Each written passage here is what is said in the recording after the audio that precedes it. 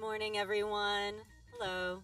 Thank you so much for joining this session. You are in Think You Know Waste, Think Again, New Frontiers in Food Waste Innovation. My name is Angel Vessa. I'm the Director of Innovation Initiatives at ReFed, and I will be your moderator for today. During today, we really are just going to explore what's possible in food waste innovation and what it would really take to move those solutions and grow their impact and scale. But before we begin, I do want to let everyone know that we are recording this session and that it will be made available on ReFed's website after the summit.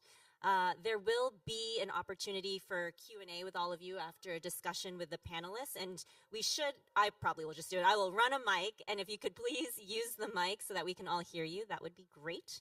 And last but not least, if you haven't muted your phones or devices, please take a minute to do so. And with that, I would love for our panelists to introduce themselves, tell us about your company, how the solution works, and what makes it innovative. And Dylan, I'll just have you start it off. Sounds good. Thank you for hosting us, Angel. Great to meet you all. My name is Dylan Liu. I'm the CEO and co-founder here at Ecotone Renewables, and we turn food waste into revenue. So specifically, we deploy automated and on-site biodigesters for restaurants, hospitals, schools, and we turn their food waste into a liquid fertilizer called soil sauce that we distribute to hundreds of retail stores across the country.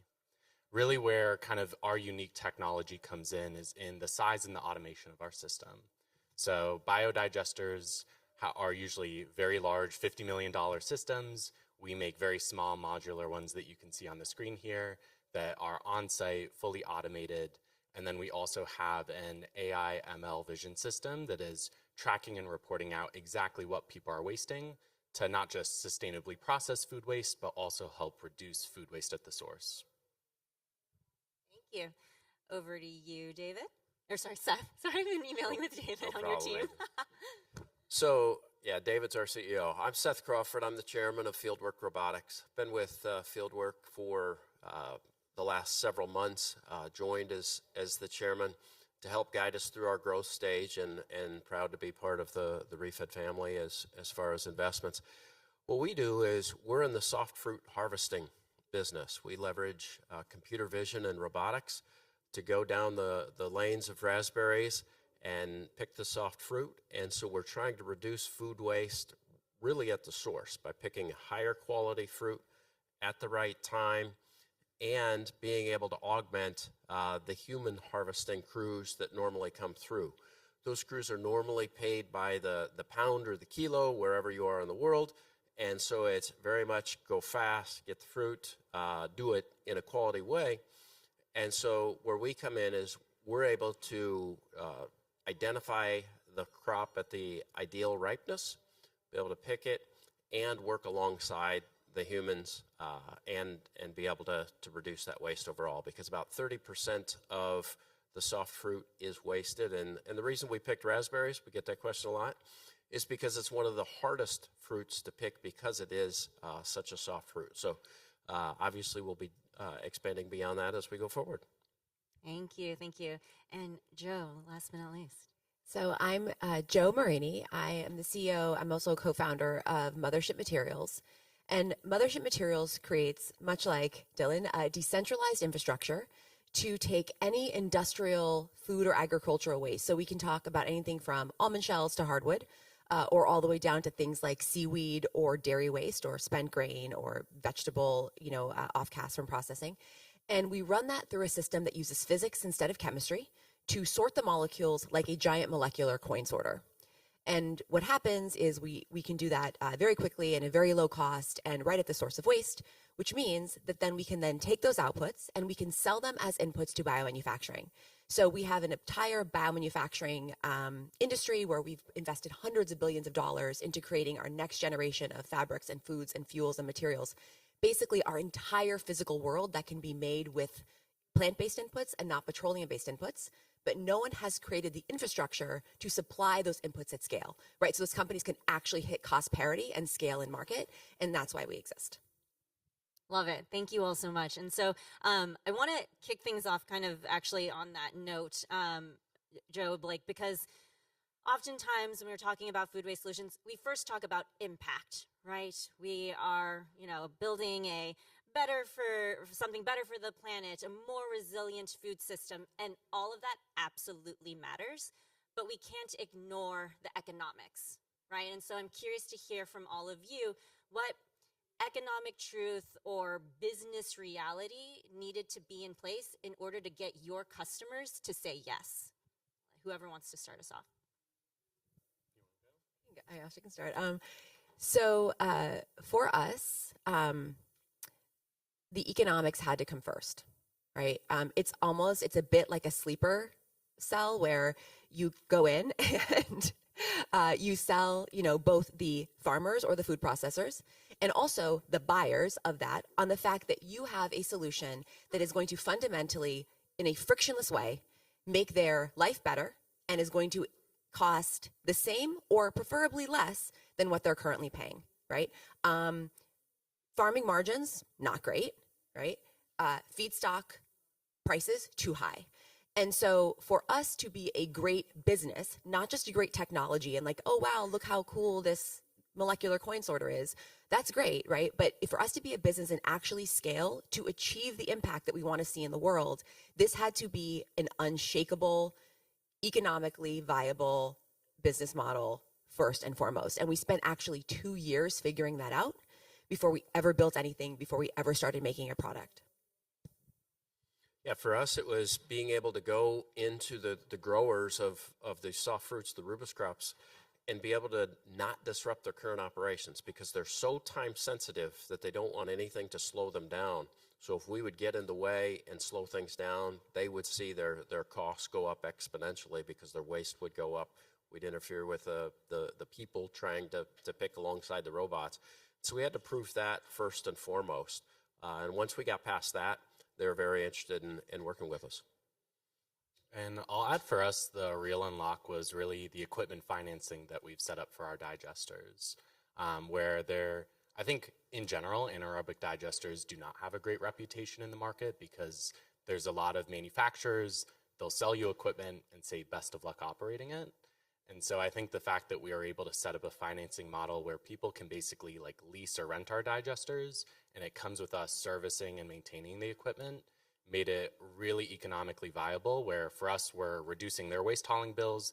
They immediately start saving money on a monthly basis. So this isn't years of ROI that they're kind of waiting for their payback for. There's no big upfront costs. And so I think that was really one of the big unlocks that makes it a lot easier for people to start actually using and adopting new technology. That's great. And I want to build off of that. Right now, we're talking about the economic viability, but oftentimes, especially when we're looking at solutions and other funders are, a key question is, what is the pressing problem or pain point that you're solving for your customer? And I want to really dig into that and ask you, if your solution disappears tomorrow, what immediate, painful, challenging thing are your customers now experiencing because your solution disappeared? Yeah, happy to jump in on our end. It's really reliability and pest and odor issues. So currently, most people today are landfilling their food waste, where they have dumpsters, they're throwing their food waste in the dumpster. It sits there for at least a few days, maybe even upwards of a week or two before it gets picked up. Anytime they have power outages or labor strikes, or a big storm or a winter storm, they have missed pickups and they're left with mountains of food waste, nothing to do with it. And so there's very much this reliability factor of kind of the current hauling process where sometimes there are kind of unforeseen circumstances where their pickups are missed.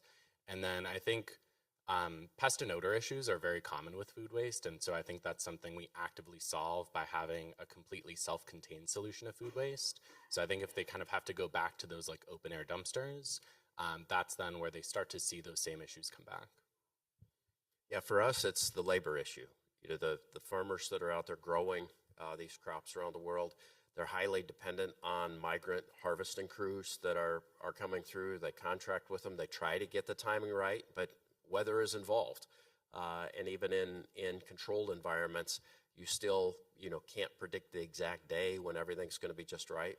So it's addressing that topic, and it's not a matter of putting people out of work.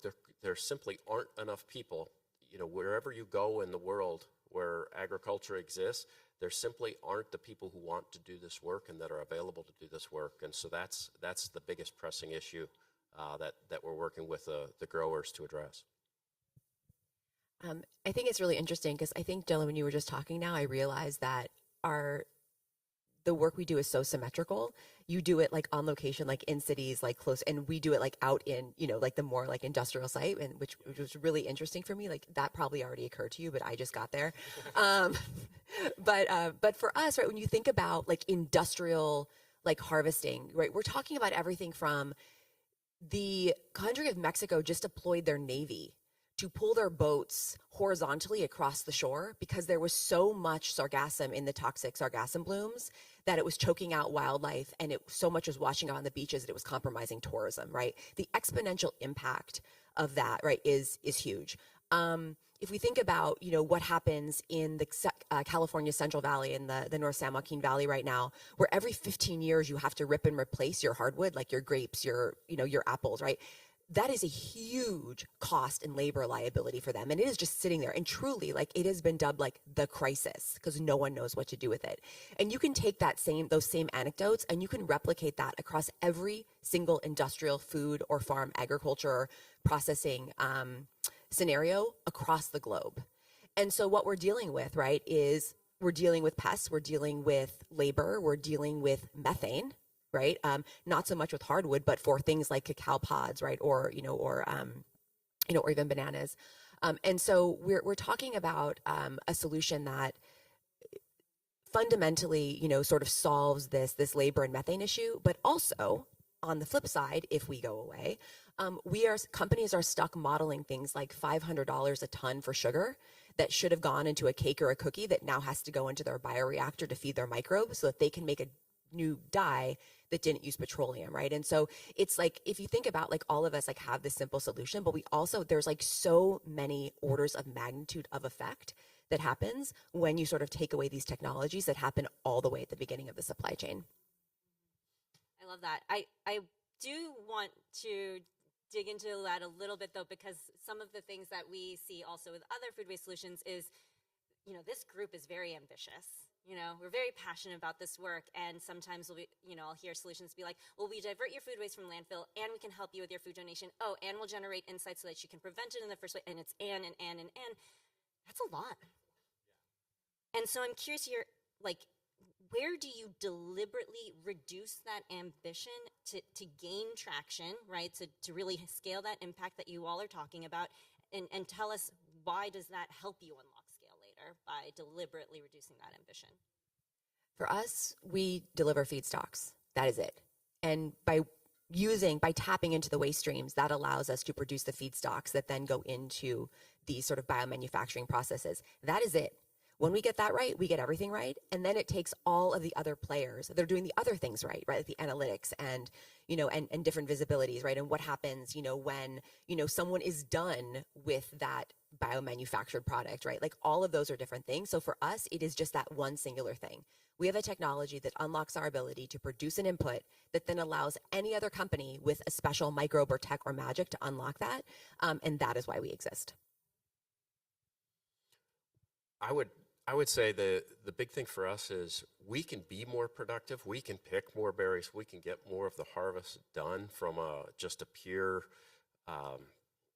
growth standpoint. But we're heavily focused on making it easier to use so it's scalable with the workers that are in place, and to ensure the reliability is there. Because we believe that if we don't get those two pieces right, the ease of use and the reliability, it doesn't matter if we can pick 1 million berries an hour.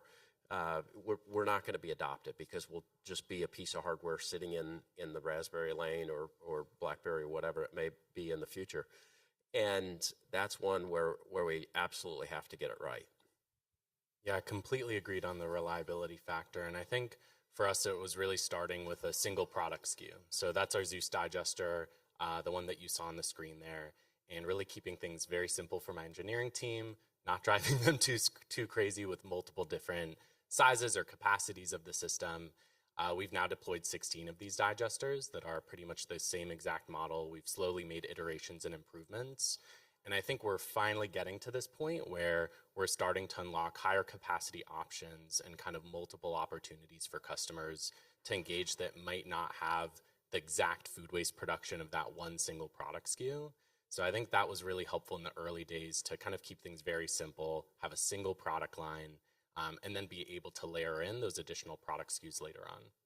Yeah, really hearing some key things here around simplicity, ease of use, that reliability piece. And if you just focus in on that and your core value proposition, it just like snowballs from there. And so I appreciate all of that. All of you have demonstrated some early proven traction. I would love for you to share a bit about whether it's pilots or the customers you're working with, any case studies you're able to share. But and actually, you know what? Let's just start there, and then I wanna dig into kind of what's next. So first, tell us a bit about who are your first customers? How did you win them over? What are you doing together now? Yeah, happy to jump in. Big shout out to Kurt over there from the Pittsburgh Food Bank, our very first partner and customer in the city of Pittsburgh. We've since expanded to 16 digesters deployed coast to coast from California to Rhode Island. We'll be expanding into Canada later this year as well. And I would say we have a pretty wide array of partners, from hospitals like Bon Secours and Allegheny Health Network to restaurants and restaurant financiers like In-Kind, Snooze Eatery, and Plant City, as well as a lot of private K-12 schools, universities. We also process food waste for Meta and Amazon locations. So it's been really exciting to see kind of across those verticals of like offices, hospitals, restaurants, starting to get into hotels as well. Really a lot of kind of product market fit evidence across all of those. And that's really what we're starting to see, is that versatility of this Zeus digester and being able to process food waste for pretty much any type of commercial building with food waste. Yeah, for us, with the concentration and consolidation of the growers that are out there, I mean, you all go shopping, you know, when you're talking about berries, if you're not thinking about engaging with a Costa or a Driscoll's type group, you're not talking to the majors. So for us, it's really engaging with those very large customers and making sure we're going to fit into their operations, and developing those close relationships with their operations all over the world, because they are global.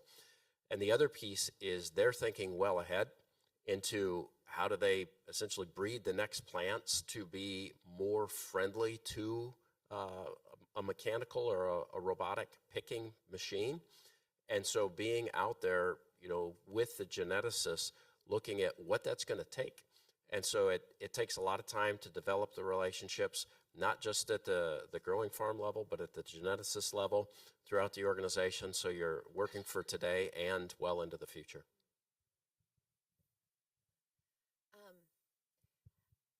I think for us, the moment that we realized we had a business was when within probably 60 days, we closed 100 million inbound customer pipeline with no marketing, no PR, a website that is very blank.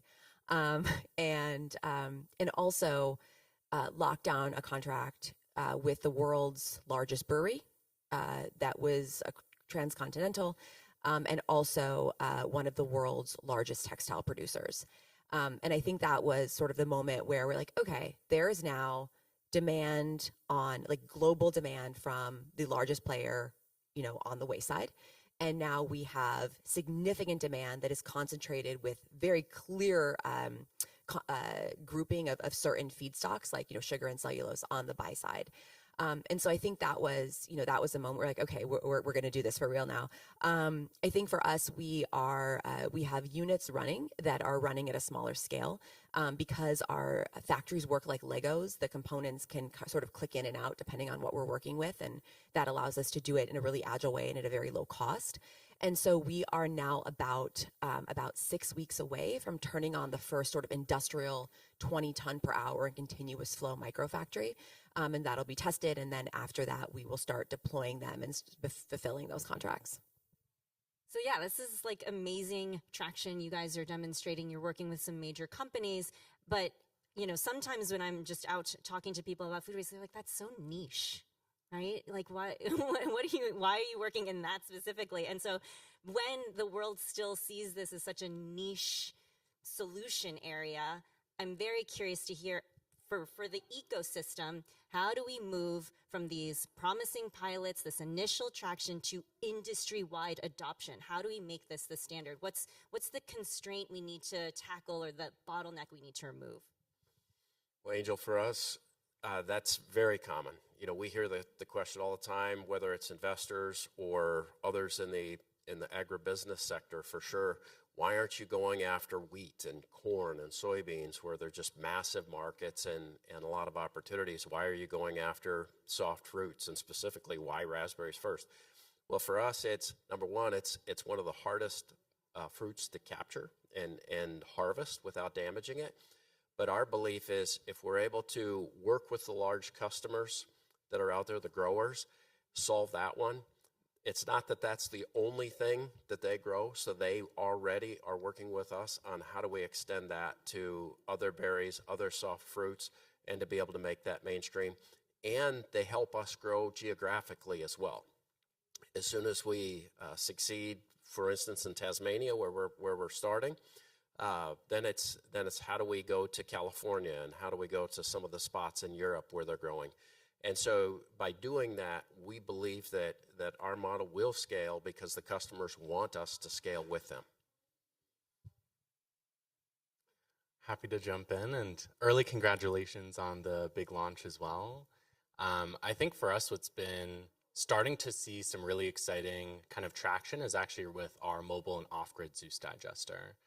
Because as people usually look at biodigesters and trying to deploy them, it's like a big project. You have to do a whole installation and site inspections and permits. That's part of why we are on site, is we typically fall under permit by rule exemptions for states. So really making it a lot easier to actually deploy the units. And then by having a fully mobile and off-grid digester, basically lets people like test it out and rent it for a few months before they actually commit to a long-term installation. So I think when we're talking about new technologies, especially on the hardware side, being able to let people actually like use and see the product in person, I think is really what helps convert that from like a niche opportunity where it's just the people that really want that type of solution to something that can really be widely and easily adopted across the country and around the world.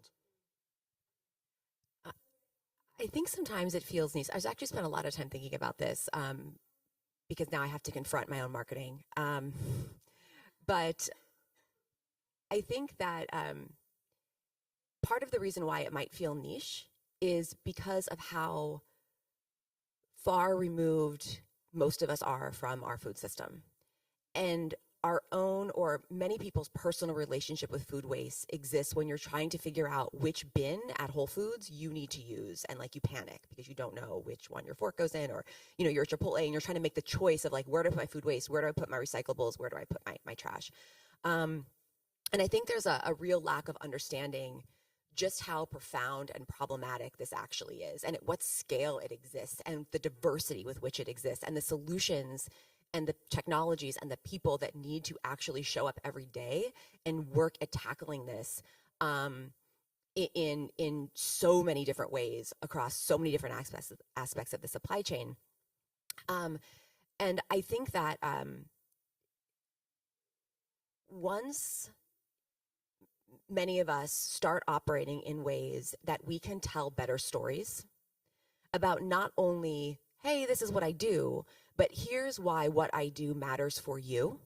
And in our case, hey, the shirt you're wearing was made, you know, with a waste from a, you know, seaweed that was off the shore of Mexico, was produced by an extrusion, you know, textile factory 50 miles away, and it cost as much as the one that you can buy at Target. That's when we win, right? And that's when this stops becoming cute and niche. I once had an investor ask me, well, is there even enough food waste?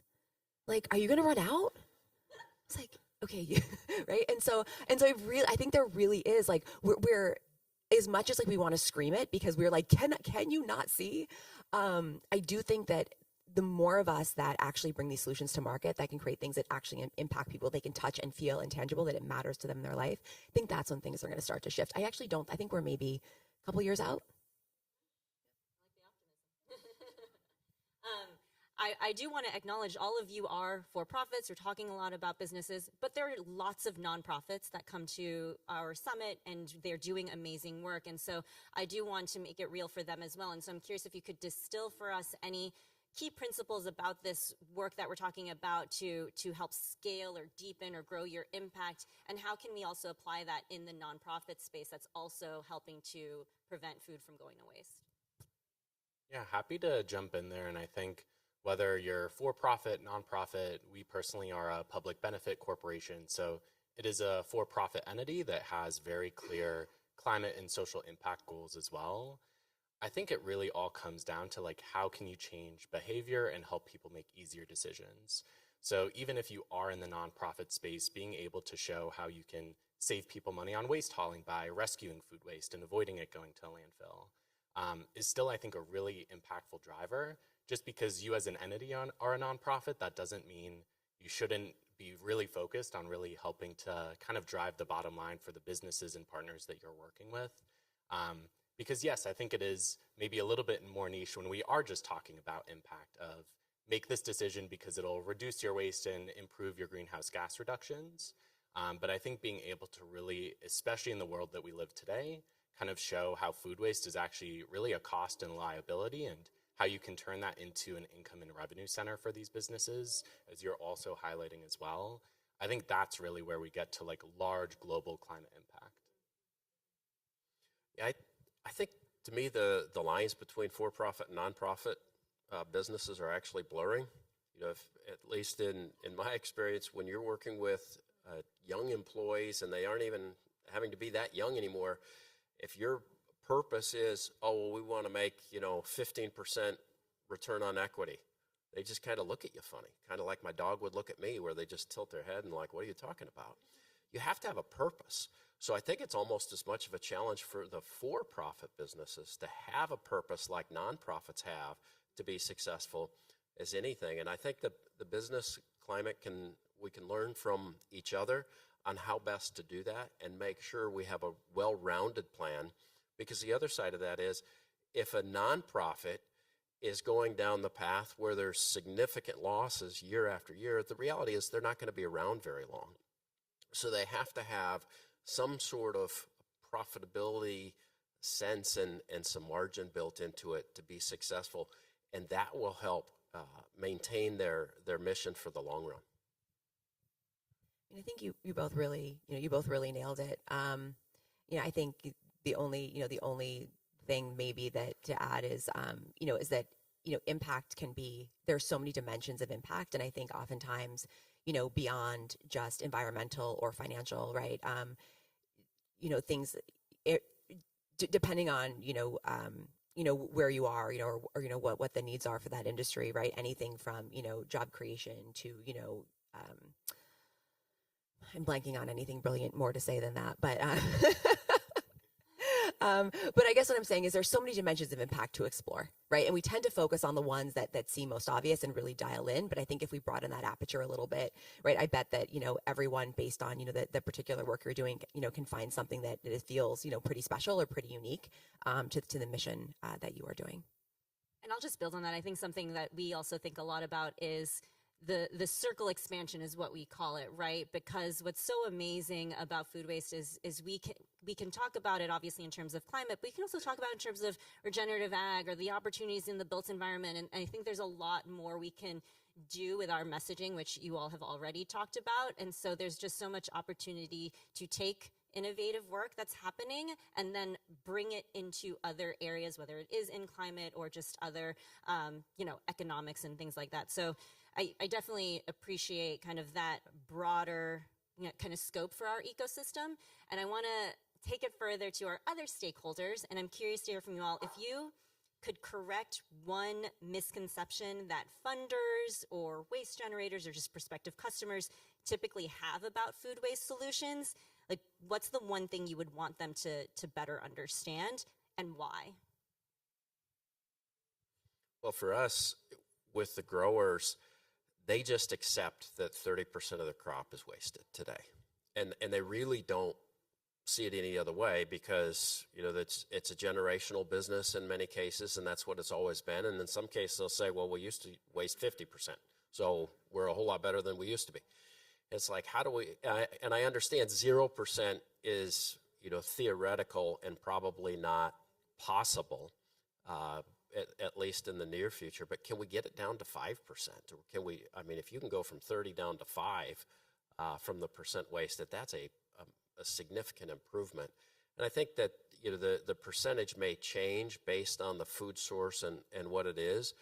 But I think in every case, we can make a dramatic impact with the technology that exists today if we're willing to adopt it and invest. I have many thoughts on this, but I think maybe the kind of first and most important one that I see in kind of the broader landscape around food waste is I think a lot of people assume we can keep doing what we're doing today, which is sending a majority of our food waste to landfill. And the truth of the matter is our landfills are filling up. Some of them are already full and closing. We are not building new ones fast enough. So there's a huge infrastructure gap that we're going to start to see, especially over the next 10 or 20 years. And so I think this isn't a nice to have, it's a need to have. We need to be able to find sustainable solutions that keep food waste out of landfill to prolong the life of those assets and resources. And we also need solutions that kind of keep that food waste out of landfill and actually put those nutrients back into the soil where they're supposed to be.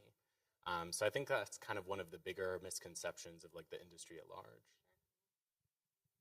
Yeah, there's a bit of a when it comes to really large scale waste streams. There's a bit of this is just how we do it mentality that exists, and I get it, right? Because the job is already hard, and there's not great other than sending it to feed or sending it to landfill or letting it sit in a pile. That's pretty much it. That's all that exists. And so I think for us, there's been a lot of education around, hey, high five, right? It comes out of your factory, it goes into our factory, we'll take it from here. And the fact that that really is possible, right, is really the education that we have had to do, right? I think we've all said, reducing that friction and creating that trust that we're going to do what we say we're going to do. And just that there are other options. I mean, and the fact that, you can take something that went to feed for $25 per ton, we still have something that can go to feed that is nutritive, but now that became more money. And the fact that, there are generous and generative ways of creating new economic incentives from what was please get this out of my site. Love that. So yeah, just want to repeat back some of the things I'm hearing around, again, that simplicity, that reliability, that ease of use, really tailoring that message, whether it is to a funder or a food business, and talking about things they care about. It could be labor, it could be the pests and odors, it could be, we have this feedstock, we know what to do that, and just really making sure you're keeping it simple, easy to remember and understand, and making it happen and letting things roll from there. So with that, I'd love to open the floor for questions from the audience.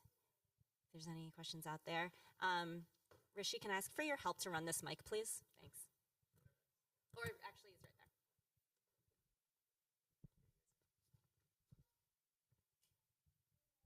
there. Thank you. Question for Dylan. So yeah, if any of us know farmers, we know that they're struggling now more than ever with fertilizer and feed costs and everything.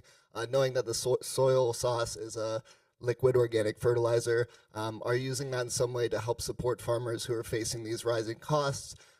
Selling direct to farmers, making it affordable, and what are you looking to do in terms of scaling that up to have a real impact? Yeah, most definitely. I would say for the soil sauce, we do both. So we do direct sales, kind of wholesale to farmers, and we're also in wholesale for retail stores as well. And I think this is kind of what we've seen, and you're probably seeing it as well for some of the feedstocks people are currently using, is these large global supply chain disruptions, which is what we're seeing today with fertilizer. Those prices have skyrocketed 30 to 50%. I think it highlights some of these solutions as not just great local options, but also reliable price points.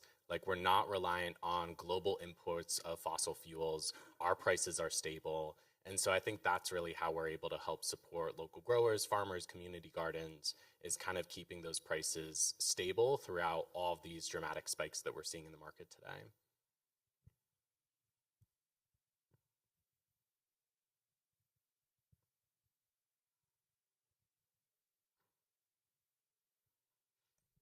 Hi, thank you for this. So this is my third conference over the last week and a half, and there's been a common thread in about AI and how it might enhance or disrupt the businesses that we're all in. So I'm just curious what you all think about how AI will either disrupt or enhance what you're doing. I'll start on that one. For us, we wouldn't be able to do what we're doing without AI. I mean, we have to be able to leverage the computer vision and the processing on the edge to be able to identify the quality of the berry and to, quite frankly, find the berry in a bush. I think you've all seen a healthy bush of a lot of types of food. You know, they're sometimes tucked behind, and being able to understand how to get the fruit, which ones to discard because there's, you know, a pest that might be in it. There might be some sort of fungus or it might be molding already, but to discard that and keep the good ones sorted out. That's where the true economic viability comes in. And so, yes, we're leaning heavy in that space, and the majority of our engineers are operating in that space. I think for us, AI is something that we are using thoughtfully now in certain spaces with the understanding that it can help us move faster and make better decisions and sort of discover new ways to model our outputs as we grow. So, you know, I think you are right. It's such a buzzword, right? And it's so tempting to jump in and say, okay, but how do we integrate AI? And I think, you know, as a team, we realized that we wanted to be really thoughtful, right? And the number one most important thing for us was that we delivered a factory that works, and that factory can work really well without AI. And so that's where we started. And I'll add for us, that's actually a pretty kind of core component of our digesters. We've slowly been training. It's also a camera vision system. So specifically, it's machine learning. You're doing image recognition on food waste for 4 years at this point. So this isn't new for us. And we're basically slowly building one of the largest food waste analytics platforms and databases that exists by vertical. So you can see how food waste differs by schools versus restaurants versus hospitals, by seasons as well. And so I think what we've seen is, again, this is a model we've been training for, I think, about 4 years at this point. But we're now finally at the point where people are very excited to actually start using that capability of the system and actually being able to kind of give very specific recommendations. So it's not just giving data, it's actually saying, here's what you can do with that. So a great example is one of the K through 12 schools that we work with. It's like 200 pounds of pasta are wasted every Tuesday on pasta day. So very clear recommendation of like, you can produce 180 pounds less of pasta next Tuesday and you won't run out and you'll still have some leftovers. And I want to kind of build on everything you just said. I think there's two things I'm hearing here is one, you can use AI to help your customer, right? Depending on whatever your solution is and your value proposition, or you're using AI internally to be more efficient, to be able to do your work more quickly and accurately and really leveraging it for your own work. And it's really important to distinguish what you need and how to use AI appropriately in that way. And so I think that's important for solution providers to keep in mind before they jump to like, we need to use AI. Just make sure you understand why you're using it. I think the other thing I would call out too that we commonly see though is that kind of like what you're saying, Dylan, the value can be around, right, this, you gather all this data and you can generate these really useful insights for your customer. I think the thing that still that we need though is being able to understand the operational reality of your customer. So yes, you might, we see this in grocery retail, right? You might be able to say, hey, you produced X more pounds than you needed to, but you'll see like day after day after day, the operators aren't changing it. And you need to be able to understand, well, even though our dashboard is saying, oh, you should, produce less, why isn't that happening? And it's usually something operational. Maybe it's just the size of the pan, right? Like maybe it's just an environmental design of like, we need to make sure that it looks full and the size of the pan is this size, so I'm gonna keep ordering the same amount. And I think there's still this reality piece that AI is not gonna solve for us. And if we want to be really a value add to our customers, you need to deeply understand their operations and their realities, because that alone isn't going to create behavior change. So I think it's important for us to understand it's not the end all be all. You actually still need that human element. Completely agreed. It kind of all comes down to like, how can you actually communicate that and actually build relationships with those customers too to help them. Yeah. Any other questions?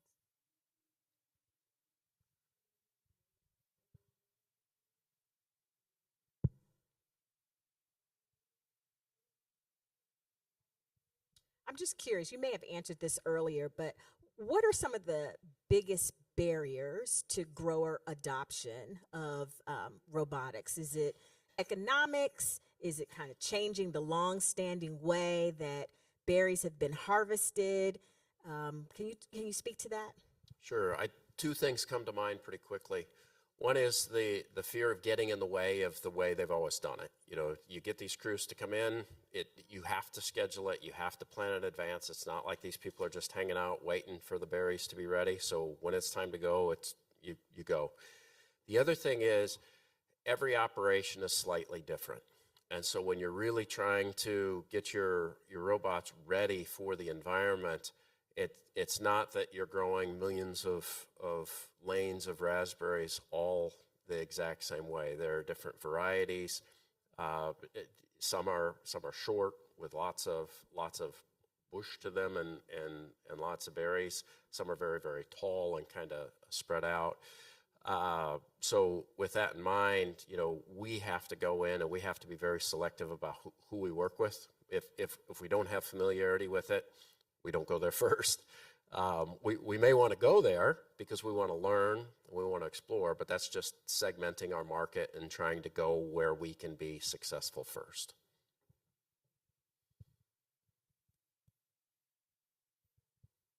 I have a question.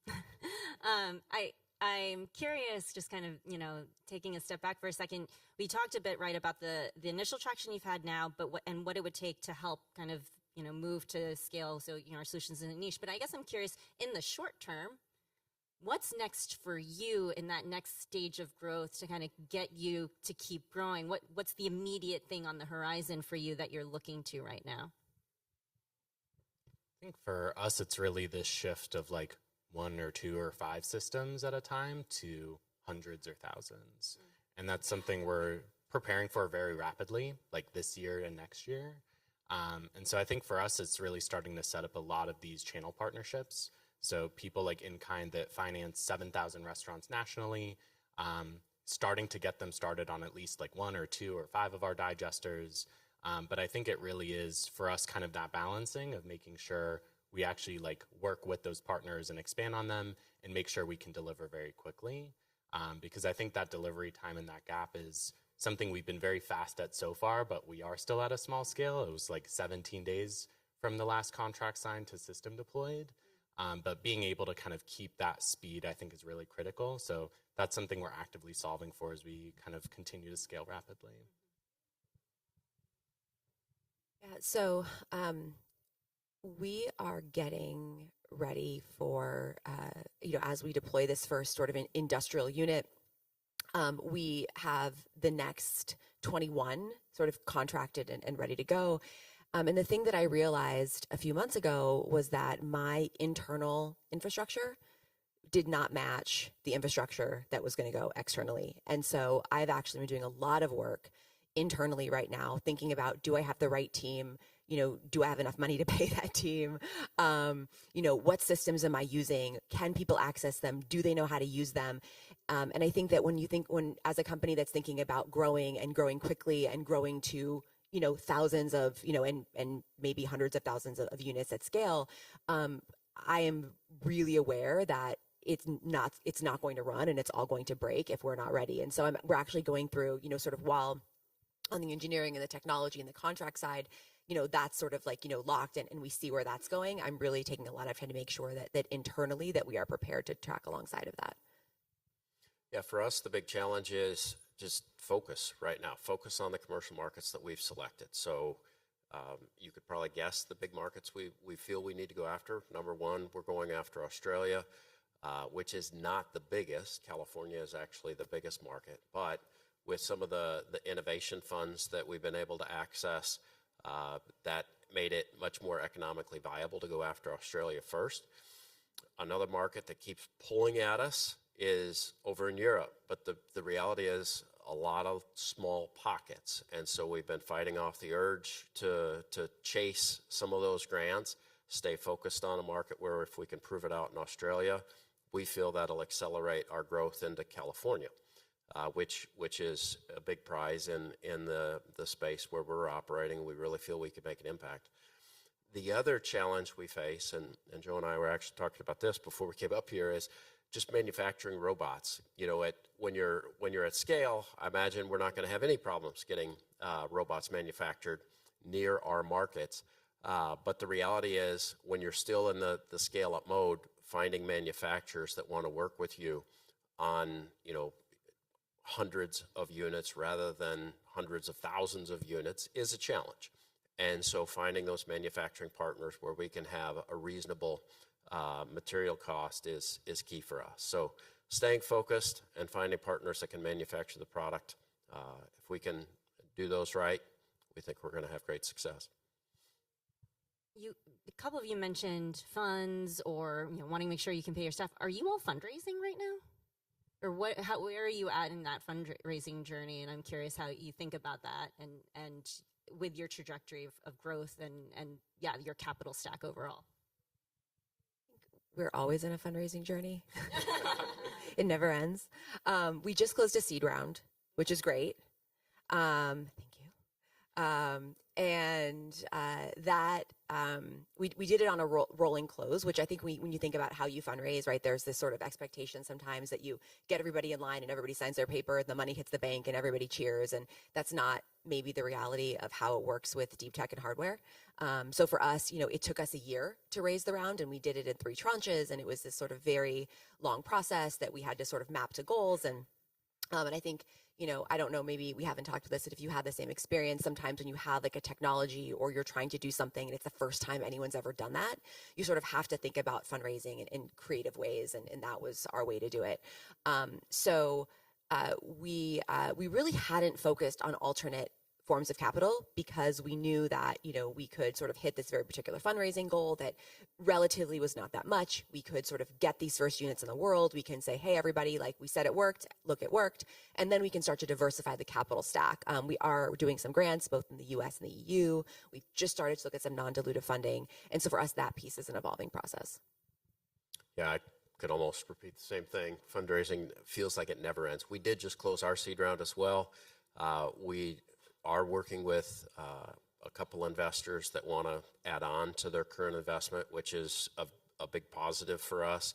That will carry us through what I would say is our scale up. So we have enough to get us through 26 and 27 and to get some of our pre-production units out there with our key customers, which is exactly what we wanted. So we feel like we're in a pretty good spot now to have a full team and to be able to be operating full speed ahead. Yeah, and I'll add, we're actually about to have our final close next Friday on the 29th for about $3 million in new funding, which is great to see. Our original goal was to try to target around 2, and I think we're up to like 2.6 or 2.7. So also a last week and a half of a sprint, just helping people finish IC approvals and diligence. We did receive a large USDA grant last year, a little over $2 million as well, which I think was really helpful to unlock VC capital as well. Where they see there is non-dilutive capital, which we've been pretty successful with in the past too, and really focused on actually using this capital to get the company to break even, ideally by year end. And that gives the company a lot of different financing tools that we're able to unlock. So when we kind of approach the Series A next year, it is really from a place of strength. Great.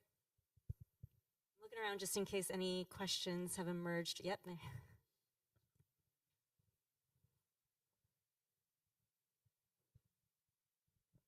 I have a question about workforce development. So in what do you see their skill gap or talent needs in the food waste innovation right now, and young professionals entering the field need to know, or you see what are the opportunities for next generation?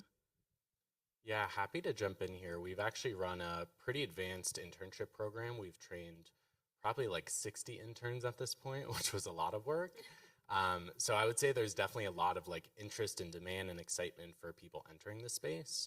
I think one of the biggest things that is maybe a little bit more of a gap for the younger generation is something we actively look for in new hires, is really a lot of those interpersonal skills. So being able to be a real human, talk to people, have a real conversation, I think is something that's scarily becoming a little bit more rare nowadays in the hiring market. So I think that's something as we've actually been working with young professionals, kind of putting them out in the field, talking to our engineers, our sales reps, I think has been something that's really helpful to start kind of learning those skills. And I think about half of our team today is actually full-time employees that we've hired from that program. Yeah, we've been working with individuals, I would term them sales engineers, which may sound like an oxymoron, but you're trying to get someone who can be out in the field with the machine that understands it very well, but also that can relate to that migrant worker that may be on site for 3, 4, 5 days at most, and then they're moving on somewhere else. But to understand how the robot and the worker can interact, and to work with the farm manager and be able to do all that and feed the information back to our engineers that sit primarily in Cambridge, England, or in Portugal. So it's a little bit of a mix of the global communication skills, the appropriate empathy for those workers that are working long hours, and then also be able to talk in very technical terms back with those design engineers. We've also created an internship program, not as robust as 60, and we need to talk about how you did that, around like the science and the technology and the communications. And so that's been really, really incredible for us. There is so much talent and there is so much ambition. And I think the thing that is just overwhelming is the genuine desire to do something good from early career professionals, right? They really are so invested in feeling meaning in the work. They take so much pride when they do accomplish, sort of the goals that they've set out to accomplish. And we actually have also hired some of our interns. They're just incredible talent. I think on the flip side, every one of our microfactories has operators. And there's about 2 operators per microfactory because it's largely automated, but there's still some things that need to be managed, and there's also outputs that need to be managed in the process. And so we just started actually. We sort of have it locked down in the U.S., but as we think about expanding globally, we're very committed to hiring in the local economy that those microfactories operate. So if we are going to, Brazil, or we're going to Colombia, right, or we're going to Taiwan, we're really making sure that we are hiring locally. And I think the implications of having a distributed workforce like that, specifically like a technical operator workforce, is pretty profound. And how do we think about, the standardization, right, of the role? How do we think about communication? How do we think about connection back to a company in a distributed manufacturing system is something we really haven't figured out yet. But that in itself, right, when we think about like really good technical jobs, like we are ripe for integrating that as we scale. Any other questions in the room? Okay, well, I'll wrap this up with one last question. And so I'm curious if there was one key takeaway that you wanted our audience to walk away with. What do you want them to know? I'd say there's good things happening in the world, as much as it might seem chaotic and crazy in the world we live in today. I think just from this panel and from the conference this week as well, you really start to see that there are people really making the world a better place, having real impact, and really developing and scaling large-scale solutions that, again, can really have that global climate impact. Food waste is, as we all know, like one of the biggest levers in reducing greenhouse gas emissions and climate change. So really excited from this conference to see that is actively happening. Well, one of the things that might have been my bio, I don't even know if it was, but as a hobby, I also am a farmer. And what's interesting to me is whether you're in the big corporate world or down at the farm, people want to make a difference. And that's out in the rural area or in the big city. And if we pay attention to the news media, you might think there'd be a civil war at any moment now. But the reality is, I think everybody's highly aligned on actually making a positive difference. And it's great to be on a panel like this to see the different solutions that are out there, whether we're bringing technology to the problem or addressing waste in a variety of ways and engaging different constituencies. I think that we're not nearly as far away from positive solutions as sometimes the news media might make us think. I think mine is just keep going. I think it's when you're trying to do something new or different or something that might feel niche, it's really easy to feel like you've been dismissed or, oh yeah, that's great, right? I like to say my greatest superpower as a founder is convincing people to do things for me, preferably for free. Which is like a finely honed skill, but it's also just showing up and continuing to do the thing day after day after day. And when it doesn't work, figuring out why and going to the next thing and going to the next thing. And that's really the only reason that my company is in existence, right? Because by all accounts, we shouldn't be here and it shouldn't have worked and sort of against all odds. And I think we probably, sort of all have that common thread. So yeah, it'll hit. Amazing. Thank you all. Let's give our speakers a big round of applause.